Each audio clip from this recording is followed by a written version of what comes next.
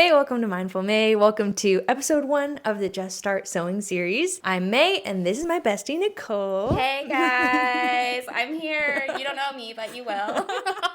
I am teaching her how to sew, and I'm taking you along on the journey. So I wanted to start by asking Nicole, what is her sewing background, and why does she want to learn how to sew? Thank you for asking me that. Okay, I started sewing when I was in junior high. My grandma is a huge quilter. Sewing is a big deal in my family, but I haven't really sewed as an adult, and I honestly feel intimidated by feeling like things have to be perfect. I'm not a perfectionist. There's a lot of things that intimidate me, like feeling like I have to do sewing the right way. Yeah. Mainly, I care less about the actual aspect of sewing and more about the product of like, I want to have clothes that I love to wear. I often have a hard time finding things that fit me well and that are in the style that I want. But I see patterns all the time and I'm like, I would love to wear that, but I don't even know how to start making it at all. Mm-hmm. And then I just follow May and I'm always jealous and inspired. Can you imagine being friends with her? Oh my gosh.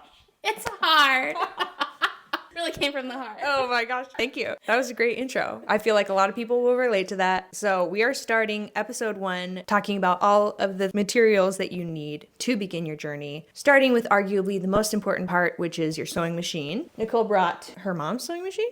Thanks, Mom. Yes. Just borrowed it. I don't own a sewing machine. We're going to be working with this one and my Singer Start, which is the machine I've been using since 2021 when Mindful May started in my sister's basement. It's the most basic machine. It's nothing fancy. You don't need anything crazy. They all work generally the same way. So get yourself a sewing machine. You could check that off your list. And then moving on to more of the materials or sewing notions, as they're called, that you're going to need to start sewing. Sewing notions? Along with needing a sewing machine, we will need a pair of scissors for cutting patterns and snipping threads while you're sewing. You don't need anything fancy, but it is nice to have a pair of really sharp scissors that is set aside and dedicated to sewing. Next, you want some pins. Pins make for really neat work when pinning two pieces of fabric together. If you have children, I would recommend using clips instead, just so they don't get into all of the pokey stuff.